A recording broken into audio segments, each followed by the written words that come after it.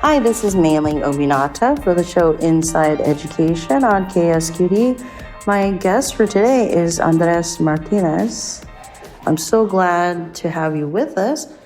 He's attending 11th grade in Alisal High School. So thank you for being with me. Yeah, thank you for having me. Yeah, so I heard about you through some video I saw on social media, and I'm like, I have got to get this person onto the show. So I just wanted to ask, first off, what do you love most about high school? Well, I think my favorite part about high school is being able to be involved in my school, whether that's through leadership or whether through ASB or my student side council. I think that's what I found being my favorite part of high school, as well as also being involved outside in my community, whether that's through the city youth council or through coaching youth sports. I think that's what I find being more passionate. And I think that's sort of the things that I find very enjoyable as a high school student, not only being involved inside of school, but outside of school, and being able not only for that, but to contribute not only towards my peers, to my school, but also towards my community. So where did you get this idea that you should serve others like all the time? I imagine you don't have a lot of free time. Especially last month was a quite crazy month. A lot of busy with a lot of things. But, I find my passion in being able to serve with my faith. I think that, God did not come here to be served. He came here to serve others. So I think it is my duty and my will to be able to serve my community and to be able to follow what he has taught us. So my life will always be dedicated towards service and towards service to other people. So are you saying these are values that you receive from your faith community? Well, I say whatever it is or not, but I do this because one, I think it's something that I enjoy. It's something that I'm passionate and something that I'm dedicated and committed towards doing. And above that all, I'm doing my service not only to myself, but to my community and to my entire school. So to me, it's more greater than that in an aspect of, yes, my faith values, the fact that, we are encouraged through the teachings of God to be able to serve others. And I think that's one of the reasons as to why I do what I do. So I heard you mention that you want your future to be in education. So what drives you towards that? Well, firstly, I think that's something, I'm not sure how or why, but since I was a kid, I always wanted to be a principal. So, and now that love for being in education grew after I was a coach, been a coach now for 3 years. So being able to be around with different age groups, whether that's our 5th and 6th graders at the elementary level and now at the middle school level with 7th and 8th graders, I find a great passion in school and in education, being able to help students, because I feel like that's where I'll have a bigger impact rather than politics. And if I were to serve a public office, it would be as a board trustee member and not as a city council member. So if there's anything that I'm passionate about is towards student and making sure that their education is better. So how old were you when you thought, I want to be the principal? And what did you think it meant to be the principal?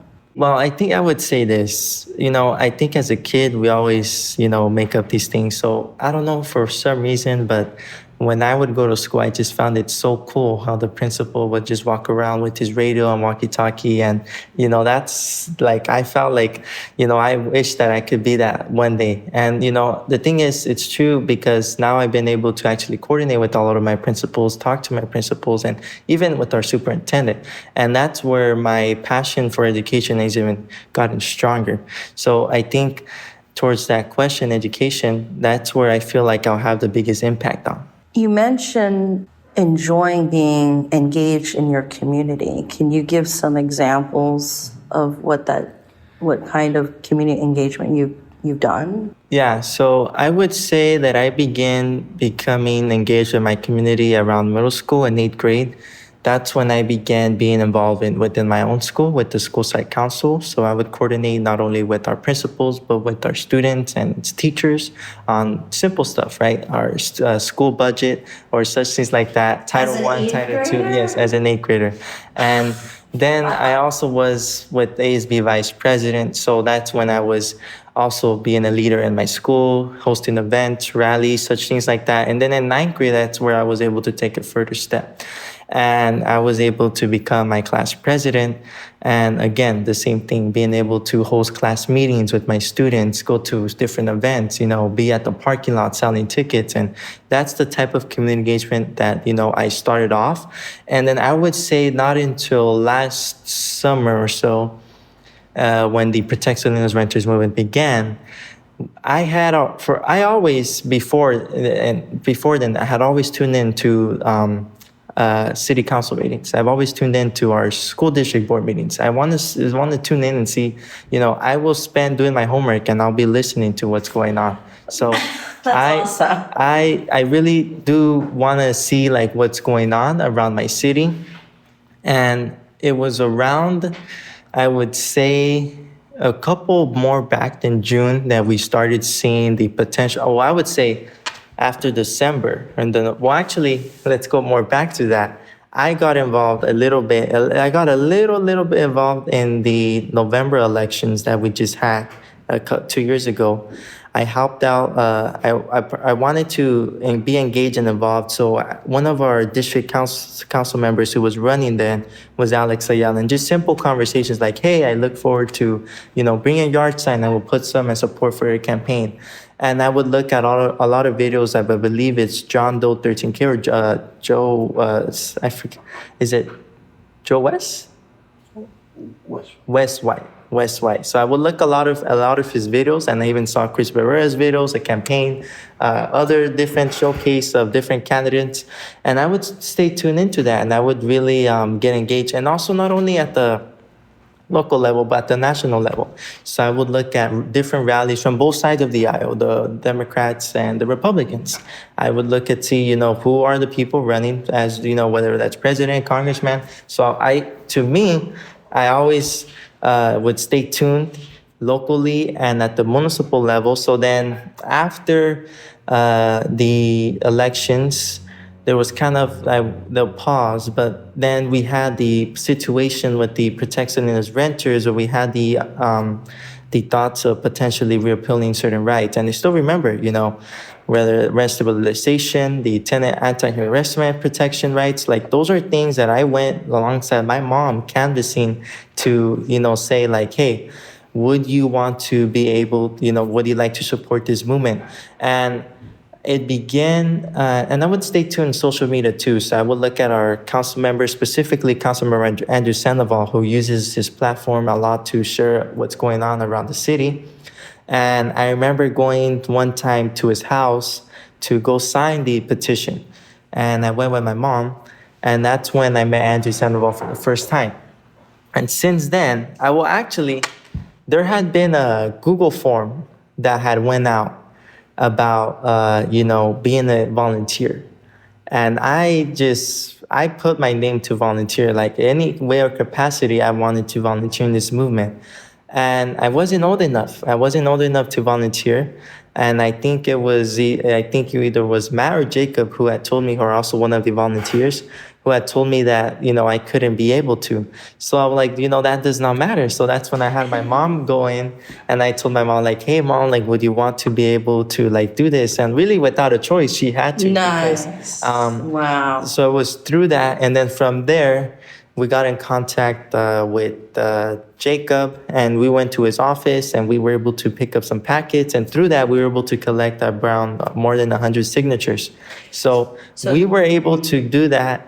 And it was through those, it took us some time, it was 2 weeks or so, because we had a month period of time. So we had like, I think 2 weeks. I would go around my community, knocking on doors, having conversations. And they're telling me the same thing. They're telling me, 50% or more of our renters are renting here in Salinas. And they want, like, even if we're not renters, we're homeowners, but we still want to support those that are renting, because we know, what they could be experiencing. And after that, we were able to successfully pass the referendum. And then I was around the same summer that I had applied for the City Youth Council. And it was the first ever time that this was going to happen. And I was able to get in. I think I would say I was able to get in because a lot of the qualifications that I was doing even before then. So once I got in there, I was even able to strengthen my relationships with the city and such things like that, and getting involved in a much more representative role for not only my school but now for the entire city. So once I got into the city youth council, that's when I began doing more work, and after that, I would say here we are now, right? So I've continued to be an advocate for my community, being a leader for others, and I think that's what I want to see myself doing. As always, being able to be an advocate for things that I know are right and things that we want to see change. So, just for context, when you're talking about getting involved initially, are you talking about the November 2024 election cycle? Because you mentioned there was some candidate that you're trying to support. Okay, so if we are now in 2026, you were in ninth grade, or you were at something like that? Yeah. You were at the end of eighth grade? I would say this was 2024. I believe I was a sophomore. You were, okay, so you're into, okay. Yeah. Oh, by then you were in the fall semester of sophomore year. Yeah. Okay, and then when you're talking about the summertime, you're talking about summer 2025. Going into junior year. Going to junior year when you asked your mom, didn't have a whole lot of choice to help you collect signatures for the Protect Salinas Renters referendum. So thank you for clarifying that. Now, having that experience, did you learn anything? Yeah, I think I learned a lot. I think first is being able to be a good communicator. I think especially towards the people we're going to canvass, because not all of the people are going to want to hear or not or listen to us. So I think one thing that I was able to learn is, being able to coordinate, communicate, how to get the message across towards residents here in Salinas, because it could be tough to have them go out and vote. It could be tough for having to just get a simple signature. So I think that's one thing that I was able to learn, to be able to communicate towards others. Another thing I learned is really being able to I would say one thing I learned through this probably was that there's, the idea that we have city council members who want to repeal this. And I think to me, it's something that I've personally have never learned.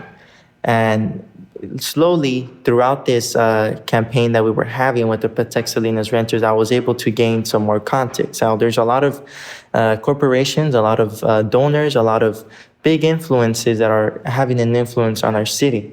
So that's something that I've learned, and that's something that I did not even know before that. So those are the type of things that I learned through my time as the Protect Salinas Renters. I'm not saying that that organization influenced me to think a certain way. It's because this is truth. And the one thing is that they're transparent. And if we have public records and public, transactions of money, I think it's clear that the message is, painted right at the wall. Thank you for that. So another thing I wanted to ask you is, you're working with adults and people your own age. You're coaching. It sounds like you do a lot of influencing, and obviously you do a lot of preparation. But what's your secret sauce for getting people, not just your mom, but a lot of adults, to do as you wish? Because it sounds like you were very persuasive even in eighth grade. So, what's your secret? Well, I don't think I have a secret. I think it's all in me already. It's natural. I think you don't want to tell secret. I don't think there is such a secret, but I think it's natural. It's something passionate. But I would say one way that I could get my mom or talk to other one, I would say is really, like, not even just my mom. How can I have someone like Andrew Sandoval, or how can I have someone like Chris Pereira, or how can I have a council member be able to say, you know what, I want to, be able to have a direct conversation with you? I think it starts with me, because they're not going to be coming to me. I don't think so. But what I would say is being able to outreach towards them. How was I able to get in contact with Alex Ayala because I reached out to him, right? Being able to bring a yard sign. And through there, we have those conversations and that communication that further develops. The same thing. I met Chris, and the same thing happens. Through them, having that outreach, we are able to have a conversation. And the next time we see each other, oh, that's Andres. Same thing with Andrew Sandoval. I went to his house, and through that conversation, we were able to meet each other. The next time we saw, oh, that's Andres. And we're able to expand those conversations, right? So I think my recipe is being able to be the outreach towards other people, be able to outreach towards them, right? And that's how I get myself in the positions that I am, right? Because we have, certain people who want to really have our youth having a voice, right? And I think those are the type of people that I want to see myself around with. Thank you for that. So when I saw you in this video from LULAC, I intended to maybe watch, 30 seconds, maybe a minute, because it's social media, you only spend so much time. And whatever I was doing, I just sat there and I watched the entire thing, which I believe was 18 minutes long to be I would never do that. Okay. Mm-hmm. And I'm like, who is this person? Mm-hmm. Right. And spoiler alert, everybody should watch this video, but I found it very moving the way you talked about LULAC and the importance. So I'm just wondering if you could share why that organization is so meaningful for you.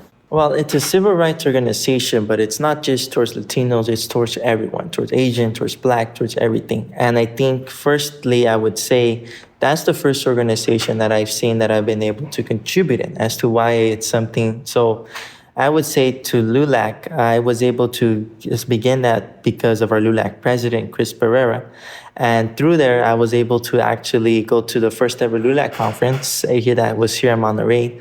And there was a lot of meetings we had through that conference, a lot of speeches that I was hearing. And a lot of it was, having these, I would say, Latino people who were able to have positions, but their stories and the background behind it, I think was what really resonated to me. We come from struggling families. We come from immigrant families. We come from families who work so hard. And I think that's the message that resonated to me as to why I think LULAC is to me an organization that not only is able to, and also another thing, their scholarships. I think that's a big thing, especially coming senior year.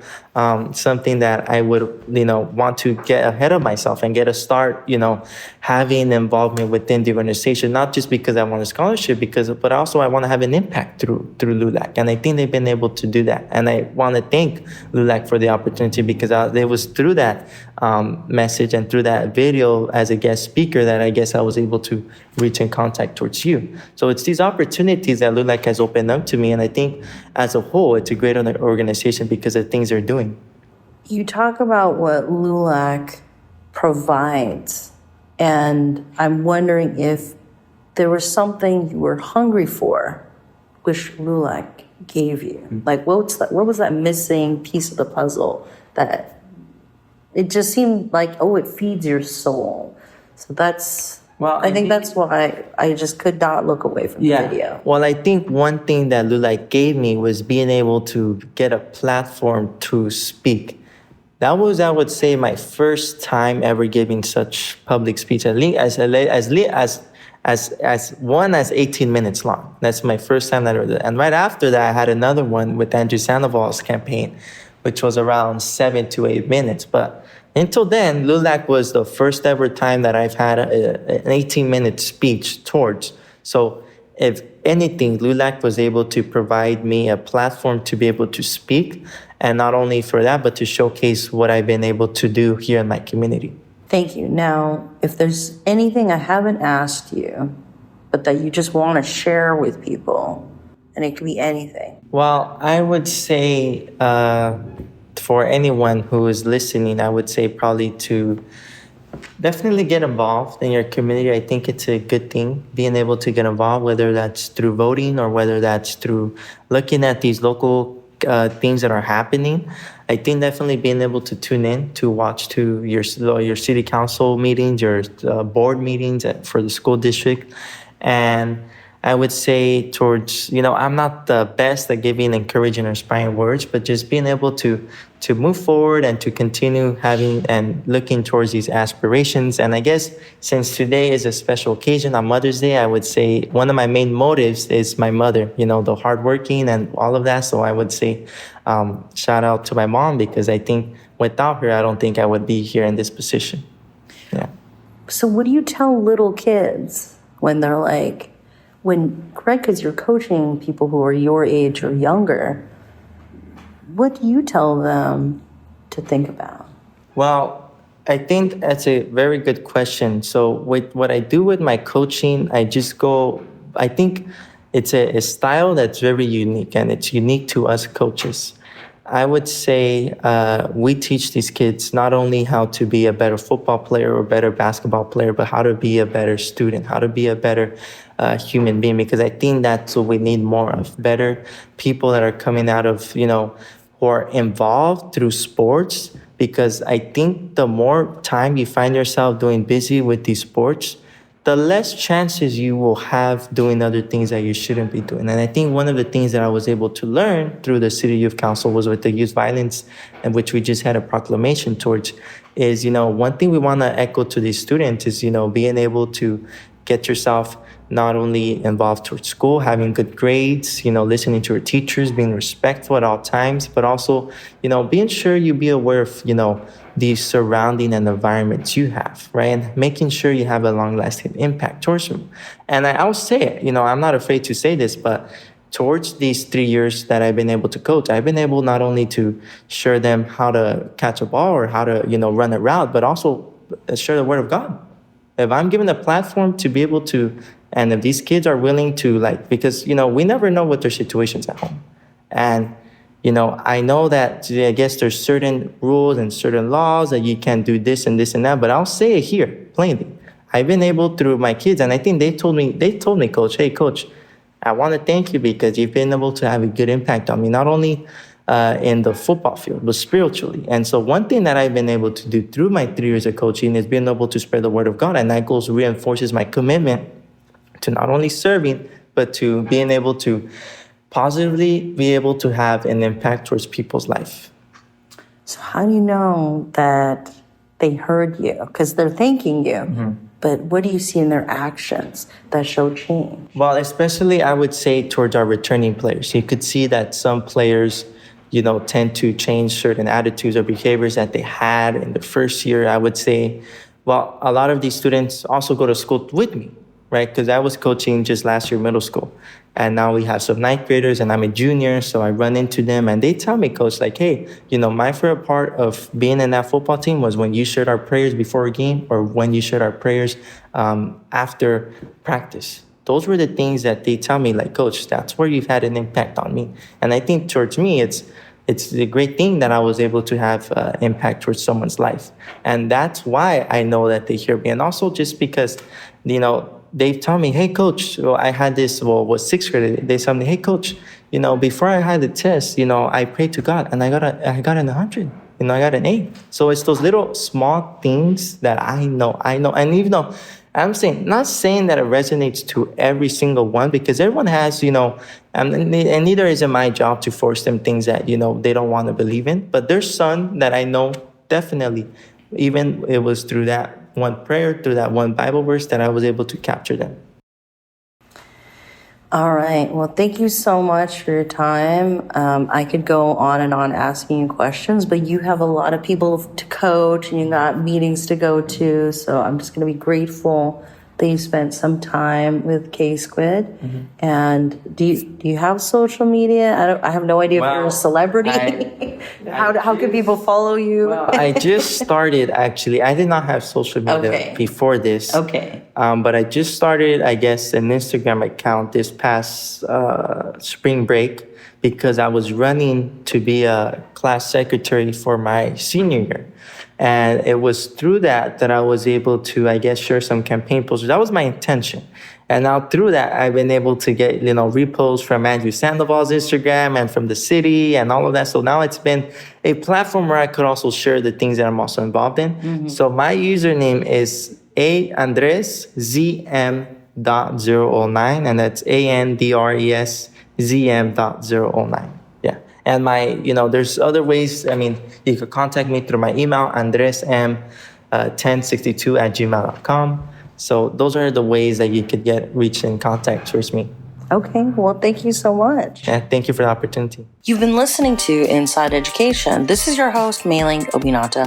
I want to thank Yankun Yasu for engineering and production expertise, Howard Feldstein, our station manager, and the rest of the staff and dedicated volunteers at KSQD.